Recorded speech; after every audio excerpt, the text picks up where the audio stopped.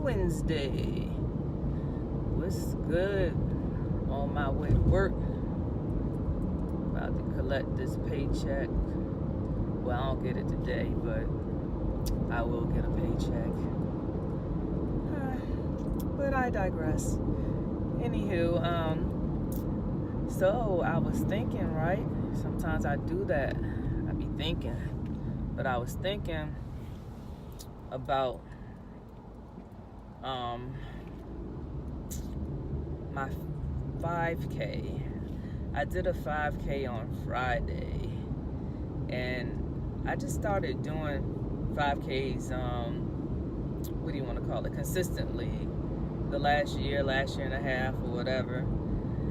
And it's crazy, like I've done them before, but I've always did like the walk run thing, walk jog thing or whatever. But a few months ago I decided that I was going to try to run the whole thing. And a 5K, for those who don't know, is about 3 miles, maybe a little bit over 3 miles.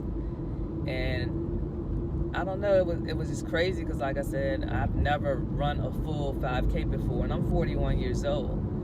So for me to run my first 5K at 41, to me was amazing. I was like, wow, because you just kind of think as you get older, like you're not going to really be able to accomplish certain things. You feel like that window of time may have passed or whatever the case may be. But it just kind of got me to thinking, like, man, the sun, I'm sorry, I don't know how long the sun's been in your eyes, I'm so sorry. But anywho, yeah, so it just kind of got me to thinking, like, it really don't matter how old you are. Like, if you make up your mind that you want to do something and you're committed to doing that, like, you truly can do anything. And like, I know it sounds cliche and corny and all that, but like, you really can. And also, it's just like the hardest part is just kind of getting started well, not always, but because sometimes finishing, I know for me that can be hard too, but getting started, like, once you make a decision to do something, just taking that first step, I feel like once you take that first step, that opens the floodgates of possibilities and opportunities. And I just feel like you have to make that first move. Just like do it a little bit at a time, but you have to do something, I mean, you've been thinking about it, you've been dreaming about it, you've been contemplating it. So just go ahead and do it. That's my word for you this Wednesday. Get up, do it. Stop talking about it. Do it. Don't let anything get in your way. The only thing that can stop you is you. Anything else is just an excuse. So many people doing things. You have people that are disabled, people that don't have limbs in the gym working out. Like, what? Sounds crazy, but they made up their mind. You have musicians that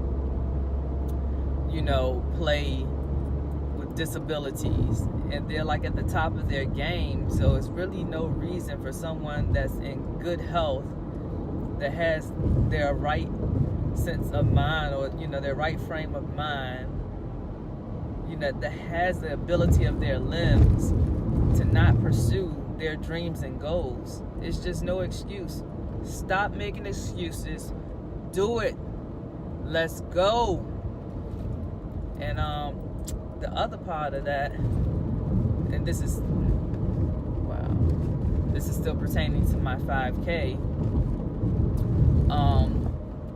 When I was doing my 5K, for whatever reason, I decided I wanted to do it by myself. I ain't really want to have nobody around, running with me or anything, because I didn't want nobody to slow me down, or I didn't want to get pushed too hard, But in saying that, this time around, me running by myself, I lost track of the time. I thought I was doing good until like the end.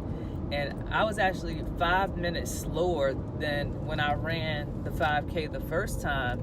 And it kind of made me think, like, yes, it's good to work independently, but it's also a good thing to have people around you to pull you to the next level or push you to the next level. So if you see somebody in front of you running at a faster pace, like that shouldn't be a deterrent. You know, that shouldn't be something that scares you away. That should be something that motivates you and encouraging you to go even faster, you know, that encourage you to meet your goal. So, you know, I don't know why I choose to separate myself, but in doing so, you know, I was just on the island by myself, just coasting, not even knowing. So you do need like something to aim for, you know. And then, you know, with me not having people behind me, I couldn't really see what I was doing. So I feel like you need both. You need somebody ahead of you to push you, or to encourage you to move a little faster, or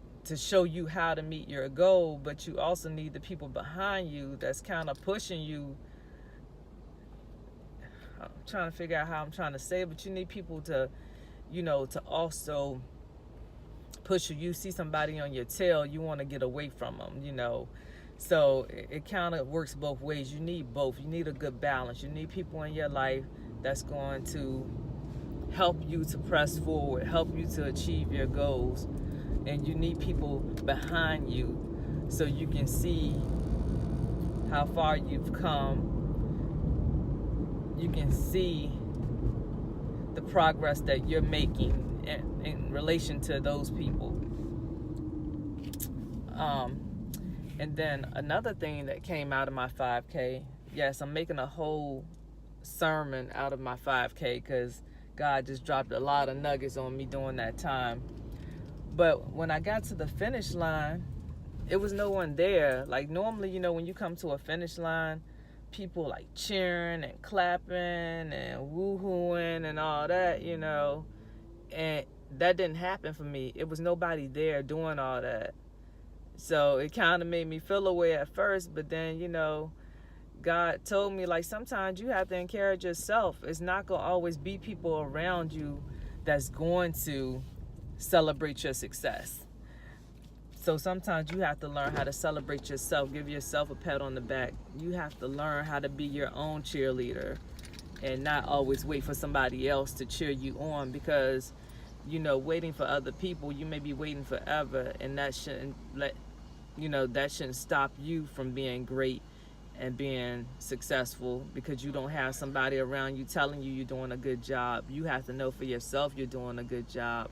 So you have to learn how to encourage yourself.